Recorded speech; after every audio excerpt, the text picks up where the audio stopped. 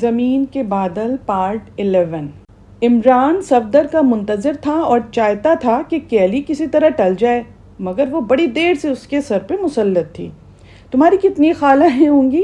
اس نے اچانک پوچھا۔ کیوں؟ واہ، یہ اچھی رہی۔ عمران نے چڑچڑے پن کا مظاہرہ کیا۔ میں جب بھی تم سے کچھ پوچھتا ہوں تم اسی طرح کیوں کرنے لگتی ہو؟ کیوں نہ کروں؟ نہیں کر سکتی۔ تمہیں میری خالہوں سے کیا سروکار ہے؟ سروکار تمہیں بتانا پڑے گا۔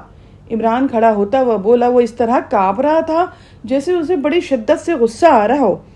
دفعتاً کیلی کو صفدر کی بات یاد آ گئی جس نے کہا تھا کہ عمران پہ مختلف اوقات میں مختلف قسم کے دورے پڑتے ہیں۔ اس کا دل شدت سے دھڑکنے لگا تھا۔ عمران بالکل پاگلوں کی طرح اسے گھور رہا تھا۔ تم عجیب آدمی ہو۔ وہ اٹھ کے دروازے کی طرف کھسکتی ہوئی بولی تھی۔ میں پوچھ رہا ہوں تمہاری کتنی خالائیں ہیں اور تم بتائے بغیر یہاں سے نہیں جا سکتی، عمران نے کہا اور اس طرح نیچے جھکا جسے اس پر چھلانگ لگائے گا۔ کیلی بھاگ نکلی۔ اس نے پلٹ کے خبر نہ لی۔ عمران نے آگے بڑھ کے دروازہ بند کیا اور بولٹ کر کے کرسی کی طرف آیا کہ دروازے پہ پھر دستک ہوئی۔ ارے اب کون ہے؟ عمران ناک کے بل بولا۔ صفدر۔ عمران نے دروازہ کھول دیا۔ خوب مضبوطی سے بند کرنا، عمران نے کہا۔ کیوں؟ اور یہ کیلی ابھی بھاگتی بھی کیوں گئی ہے؟ صفدر نے دروازے کو بند کرتے ہوئے پوچھا۔ اور مجھ پر خالہی دورہ پڑا تھا، مگر یہ یورپین لڑکیاں بڑی بے خفا نہیں کیا کہتے ہیں اسے؟ بے جفا؟ ارے کیا کہتے ہیں اسے یار؟ ارے ہاں، بے وفا۔ بڑی بے وفا ہوتی ہیں یہ یورپین لڑکیاں۔ کیوں؟ صفدر مسکرایا۔ ارے میں کہتا ہوں اگر میں تم سے پوچھوں کہ تمہاری کتنی خالائیں ہیں تو کیا تم مجھے کاٹنے دوڑو گے؟ پتہ نہیں، بتاؤ میں کیا کروں؟ میرے ساتھ یہ بڑی بدقسمتی ہے، بعض اوقات دل چاہتا ہے کہ ایک ایک کو پکڑ کے پوچھوں کہ اس کے کتنی خالائیں ہیں۔ بعض شریف آدمی بتا دیتے ہیں، بعض مارنے کو دوڑتے ہیں۔ اب اسی وقت کیلی کی بچی نے کرسی کھینچ ماری۔ ایک ماہر نفسیات نے بتایا کہ اس ذہنی مرض کو آنٹو بٹاٹا کمپلیکس کہتے ہیں۔ ضرور کہتے ہوں گے، مگر یہاں آپ کے کمپلیکسز اور فوبیاز میرے لیے بڑی الجھنیں پیدا کر رہے ہیں۔ کیا ہو گیا؟ ارے یہ لوگ میرا دماغ چاٹ رہے ہیں۔ میں انہیں کیسے بتاؤں کہ آپ کس قسم کے آدمی ہیں؟ بتاؤ نا۔ اچھا خیر چھوڑو، عمران ہاتھ ہلا کے بولا۔ تو کیا رہا؟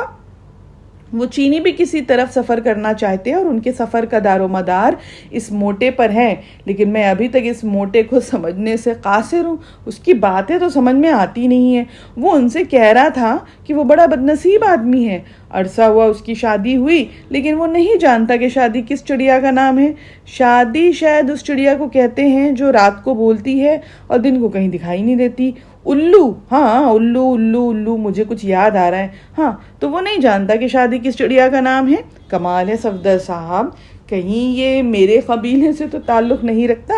غالباً ان چینیوں نے اسے کسی بہت تگڑی سی لڑکی کا لالچ دیا ہے، اس لیے وہ کسی منزل کے لیے ان کی رہنمائی کرے گا۔ گڈ گاڈ، وہ رہنمائی کرے گا؟ میرا خیال ہے کہ وہ اردو بولنے والوں میں سے ہے، لیکن کوئی ایسا آدمی یہاں کسی کی رہنمائی کیسے کرے گا؟ جی ہاں، وہ اردو بولنے والوں میں سے ہے۔ میں نے یہی اندازہ لگایا کیونکہ وہ اکثر انگریزی بولتے وقت اردو کے الفاظ استعمال کر جاتا ہے، جیسے ارے باپ رے، او، ابے، سالے وغیرہ۔ شاندار آدمی معلوم ہوتا ہے، مگر یہ بڑی افسوس کی بات ہے کہ وہ اس چڑیا سے واقف نہیں جو حویلیوں کو کھنڈر کر دیتی ہے۔ وہ ایک پراسرار وادی کی بات کرتا ہے، ان سے کہتا ہے تم اس وادی میں نہ اتر سکو گے کیونکہ وہ میلوں گہری ہے اور وہ گہرائی دیواروں کی شکل کی ہے، نیچے پہنچنے کا کچھ راستہ نہیں۔ عمران نے الوؤں کی طرح دیدے نچائے اور ہونخوں کی طرح کچھ سوچنے لگا تھا۔ تو یہ لوگ کدھر جانے کا ارادہ رکھتے ہیں؟ اس نے کچھ دیر بعد پوچھا۔ ادھر ہی جہاں ہمیں جانا ہے۔ کیا مطلب؟ وہ شمال مشرق کی طرف سفر کریں گے اور ان کی منزل بھی کوٹی کی زیارت گاہ ہے اور وہیں سے وہ موٹا آدمی آگے کے لیے ان کی رہنمائی کرے گا۔ تمہارے سننے میں فرق آیا؟ نہیں، قطعی نہیں۔ یہ سب باتیں مجھے موٹے سے ان کی گفتگو کے دوران معلوم ہوئی ہیں، ورنہ ان چینیوں کی چاؤں تو میری سمجھ میں آتی نہیں۔ اس وادی کا تذکرہ عجیب ہے۔ اگر یہاں ایسی کوئی وادی موجود ہے پھر شاید وہی ہماری منزل ہو۔ عمران نے کچھ سوچتے ہوئے کہا۔ یہ عمران کہاں ہے؟ اپنے کمرے میں ہوگا۔ ہنٹر وغیرہ غالباً سواریوں کی تلاش میں ہیں۔ चलो उबरान के कमरे में चलते हैं। इमरान उठता हुआ बोला। वो उबरान के कमरे में आए। उबरान तन्हा था और उसके सामने मेज़ पे बहुत से चार्ट फैले हुए थे। कोठी की ज़ियारतगाह से हम किस तरफ जाएंगे मिस्टर ओबरान? इमरान ने पूछा। कोठी की ज़ियारतगाह? उबरान ने सीधे बैठते हुए एक तवील सांस ली और उन दोनों की तरफ बारी बारी से देखता हुआ बोला, कोठी की ज़ियारतगाह एक ऐसी जगह है जहाँ से हम मशरक़ी ढलवान की जंगलों में दाखिल हो सकते हैं। इसके अलावा कम से कम केतु से तो कोई और रास्ता मिल नहीं सकता। इसलिए उन जंगल में दाखिल होने के लिए कोठी की ज़ियारतगाह की तरफ जाना ज़रूरी है। हाँ ज़रूरी है, उबरान ने इमरान को जवाब दिया था। अच्छा एक बात बताओ, क्या इन अतराफ़ में कोई ऐसी वादी है जो मीलों गहरी हो और नीचे उतरने का रास्ता ना हो? हाँ, तो तुम कहो, तुमने भी कहीं से तारिक वादी का जिक्र सुन लिया है। ये क्या भला है? अरे भाई ये एक लंबी कहानी है। न्यूयॉर्क में 2 ऐसे अफराद हैं जिन्होंने तारिक वादी के दीदार कर लेने का दावा किया है, लेकिन मुझे इस कहानी पे यकीन नहीं है। वैसे इस सिलसिले में तुम्हारे ही एशिया के एक सुराग रसा का नाम लिया जाता है, कर्नल फरीदी, जिसकी कहानियाँ जासूसी नावलों की शक्ल अख्तियार करती जा रही हैं। मगर मैं ये कहानी ज़रूर सुनूंगा। मेरे लिए कितना वक्त निकाल सकते हो भाई? दफतन दरवाजे पे किसी ने दस्तक दी और अब कैली अंदर दाखिल हुई थी, लेकिन वो इमरान पे नज़र पड़ते ही बौखला गई। उफ़ो, मैं तो भूल ही गया था। इमरान गुर्रा के उठा और कैली बड़ी फुर्ती से निकल गई। दरवाज़ा आवाज़ के साथ बंद हो गया। उबरान सवालिया अंदाज में इमरान को देख रहा था। इमरान ने हाथ नचा के कहा, आखिर इस मुहिम में किसी औरत की क्या ज़रूरत थी? मैं भी यही सोचता हूँ, मगर इसके मुल्क की हुकूमत ने इसी का इंतखाब किया है। क्या वहाँ औरतों की हुकूमत है? पता नहीं। हाँ, मैंने कहा था तारिक वादी के मुतालिक मुझे बताओ। कई साल पहले की बात है कि चिली के एप्ल्यूम पहाड़ पर बर्फ़ डूबी हुई एक लाश मिली थी। ये इनका नस्ल की एक 14 साला शहजादी की लाश थी। उसे एक चीनी ने दरियाफ्त किया था। शायद तुमने बदनाम ज़माना संघी का नाम सुना हो। मुर्दा शहजादी के जिस्म पे चांदी के कुछ जेवरात थे, जिनमें से एक संघी ने गायब कर दिया था। कहा जाता है कि उस तौक पर एक कदीम तहरीर थी। तौक के लिए काफ़ी हंगामा बरपा हुआ। संघी उसे लेके एशिया की तरफ भाग गया। न्यूयॉर्क का मशहूर माहिर आसार कदीमा डॉक्टर शेपर्ड भी उस तौक की ताक में था। इसकी पार्टी ने कर्नल फरीदी के मुल्क तक संघी का ताक़ुब किया। वहाँ उनकी आपस में झड़पें होती रहीं।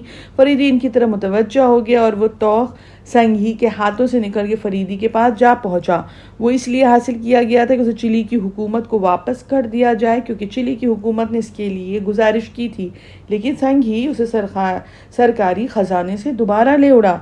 न्यूयॉर्क पहुँच के डॉक्टर शेपर्ड संघी के दरमियान सुलह हो गई। संघी को सुलह करनी ही पड़ी, क्योंकि डॉक्टर शेपर्ड के अलावा और कौन इस सिलसिले में उसके काम आता? तौक की तहरीर को सिर्फ वही समझ सकता था। इस तौक के मुतालिक खुद इनका कौमों में भी साल साल से अजीब व गरीब रवायात मशहूर थी, जिसका माहासिल ये था कि वो तौक कदीम इनका बादशाहों के खुफिया ख़जाने का निशान है। बहरहाल फरीदी उन दोनों का ताक़ुब करता हुआ न्यूयॉर्क पहुंचा। मुझे इस कहानी में यकीन तो नहीं है मिस्टर इमरान। जिस तरह मैंने ये सुना उसी तरह तुम्हें सुना रहा हूँ। फिर क्या हुआ? डॉक्टर शेपर्ड वो तहरीरी बयान पढ़ लेने में कामयाब हो गया था जिस तौक पर कंधा था। इस तरह वो तारिक वादी के रास्ते पे लग गए। इधर फरीदी की पार्टी उनका ताक़ुब करती रही। फरीदी के साथ डॉक्टर शेपर्ड की लड़की थी, उसका नाम मैं भूल गया। एक मशरक़ी और था जो न्यूयॉर्क में रहता है, उसके कंधे पे नेवला रहता है ज़्यादातर। बहरहाल क्या तुमको इस कहानी में कोई झोल नज़र आता है? तुम्हें यकीन क्यों नहीं आता है? अरे मैं इसे तस्लीम कर सकता हूँ, संघी ने मार डाला होगा डॉक्टर शेपर्ड को, क्योंकि ये वाक़या किसी दूसरे मामले से भी मुताल्लिक़ है। शेपर्ड बहुत मालदार आदमी है। इमरान कुछ नहीं बोला था, वो किसी सोच में था। थोड़ी देर में इमरान कमरे से बाहर निकल आया था। सफदर उसके साथ था। उसने पूछा, क्या ज़रूरी है कि वो मोटा इन चीनियों के बजाय हमारे साथ चले? मेरा ख्याल है कि उस आदमी को किसी हद तक मैं समझ रहा हूँ। कुछ भी हो, लेकिन चीनी हर वक्त उसकी निगरानी करते हैं। खैर तुम फिक्र ना करो, देखता हूँ इस सिलसिले में क्या कर सकता हूँ। उसी रात को उनकी रवानगी थी। सफदर की समझ में ना आ सका कि आखिर इमरान अपने मकसद में किस तरह कामयाब होगा। सरे शाम वो उस मकाम की तरफ रवाना हो गए जहाँ से उन्हें कोठी की ज़ियारतगाह के लिए रवाना होना था, लेकिन इमरान रास्ते में गायब हो गया। सफदर उस सराय में आ पहुँचे जहाँ उनके लिए घोड़े और बारबरदार मजदूर मौजूद थे। 10 बजे इमरान का इंतज़ार होता रहा, लेकिन वो नहीं आया। عمران کو اس سلسلے میں تشویش تھی۔ وہ کہہ رہا تھا کہیں عمران کسی مصیبت میں نہ پڑ گیا ہو، کیونکہ وہ یہاں کی زبان نہیں جانتا اور یہاں انگریزی بولنے والے بہت کم تھے۔ تقریباً 11:15 بجے عمران کی تلاش جیسے ہی عمران جانے کے لیے اٹھ رہا تھا، عمران کو ڈھونڈتا ہوا عمران اسی موٹے آدمی سمیت وہاں پہنچ گیا۔ انہیں اس پر بڑی حیرت ہوئی۔ موٹا آدمی بہت خوش نظر آ رہا تھا۔ یہ مس کیلی گراہم ہے، عمران نے آتے ہی موٹے کا تعارف کرایا، اور آپ ہیں مسٹر قاسم، میرے خالہ زاد بھائی۔ ہی قاسم نے بتیسی نکال کر کہا۔ بڑی خوشی ہوئی۔ جی ہاں۔ بقیہ لوگ سمجھتے تھے شاید وہ ان کا بھی تعارف کرائے گا، لیکن عمران نے بالکل خاموشی اختیار کر لی۔ صفدر نے عمران کو الگ لے جا کر کہا کہ یہ معجزہ کیسے ہو گیا؟ ارے وہ سب اسی کے کمرے میں تھے اور وہیں انہوں نے کافی طلب کی۔ اتفاق سے اس موٹے نے چائے منگوائی، یا ممکن ہے کافی پیتا نہ ہو۔ میں نے کافی پہ ہاتھ پھیر دیا، اور یہ سوٹ کیس جو میری چھاتی سے چمٹا رہتا ہے تو کیوں؟ ارے بھائی اس میں ایسے ہی عجائب و غرائب ہیں کہ کبھی ہاتھ کی صفائی کرنا ہو تو کام آ جائے۔ بس کافی پی کے وہ گھنٹہ غفیل ہو گئے، اور میں اس موٹے کو پار کر لایا۔ یہ خود بھی ان سے بری طرح اکتایا ہوا تھا۔ میں نے اسے یقین دلایا کہ وہ میرا خالہ زاد بھائی اور تایا زاد ماموں ہے۔ دوسری طرف فریدی کا قافلہ کوٹی کی زیارت گاہ کی طرف چل پڑا تھا۔ یہ لوگ گھوڑوں پہ سفر کر رہے تھے اور ان کے لباس مقامی باشندوں کے سے تھے۔ فریدی نے ابھی تک کسی کو بھی نہیں بتایا تھا کہ وہ پچھلی رات کو اتنی دیر تک کہاں رہا تھا، اور اس چینی کا کیا ہوا جس کی موجودگی کی اطلاع پر وہ ڈائننگ ہال میں گیا تھا۔ دھوپ تیز ہونے کے باوجود بھی سفر تکلیف دہ نہیں تھا، کیونکہ کیتو بلندی پہ ہونے کی وجہ سے سرد رہتا تھا۔ اگر بلندی پہ نہ ہوتا تو تھوڑی ہی دور چلنے پہ ان کی زبانیں شاید باہر نکل آتی، کیونکہ وہ ایکویڈور کے استوائی خطے میں ہے۔ طارق کا سیاہ نیولا اس کے کاندھے پہ سوار تھا، اس لیے راہ میں ملنے والے مقامی باشندے اسے ہاتھ اٹھا کے تعظیم دیتے تھے۔ روزہ ایک اچھی شاہ سوار تھی، اور حمید اس کے گھوڑے پہ بیٹھنے کے انداز پر بڑی دیر سے مر مٹنے کا ارادہ کر رہا تھا۔ وہ فریدی کے ساتھ چل رہا تھا، روزہ طارق کے ساتھ۔ پچھلی رات فریدی نے خود ہی حمید کو مخاطب کیا، وہ چینی میری سمجھ میں نہ آیا۔ کیوں؟ ہو سکتا ہے کہ وہ کوئی غیر متعلق آدمی رہا ہو۔ مگر آپ اتنی دیر تک کہاں تھے؟ اسی کے تعاقب میں۔ کہاں گیا تھا؟ ایک چینی دندان ساز کی دکان میں۔ دو ہی صورتیں ہو سکتی ہیں، یا تو وہ کوئی غیر متعلق آدمی تھا، یا پھر تن لین کی طرف سے اسی لیے یہاں چھوڑا گیا تھا کہ ہم الجھ کے رہ جائیں۔ اچھا یہ بتائیے، اگر قاسم کیتو میں ہی ہے تو ہونے دو، میں خواہ وہاں پہ وقت برباد نہیں کر سکتا۔ قاسم کہیں بھی ہو وہ اسی راہ پہ آئے گا، کیونکہ اس کے اغوا کا مقصد ہی یہی ہے۔ بیٹھے بٹھائے مفت کی پریشانی۔ فریدی کچھ نہ بولا۔ حمید سوچ رہا تھا کہ اگر طارق اپنا گھوڑا آگے بڑھا لے جائے تو وہ روزہ کے قریب پہنچ سکتا ہے، لیکن وہ شاید کسی مسئلے پہ بڑی سرگرمی سے بحث کر رہے تھے۔ سفر جاری تھا اور 2 دن تک کوئی خاص واقعہ ظہور میں نہیں آیا۔ حمید کی وجہ سے ہر وقت لطیفے ہوتے رہتے اور فریدی بھی دل کھول کر ہنستا۔ روزہ کافی زندہ دل ثابت ہو رہی تھی، اور بوڑھا طارق حمید کے ساتھ بچہ بن گیا تھا۔ تیسرے دن ایک جگہ انہیں بہت بڑی گھوڑا گاڑی دکھائی دی۔ یہ راستہ ریومبا کی طرف سے آتا ہے، طارق بولا۔ فریدی نے جیب سے دوربین نکالی اور گاڑی کی طرف دیکھنے لگا جو بڑی دور تھی۔ دفعتاً حمید نے اس کے ہونٹوں پہ کھچاؤ محسوس کیا۔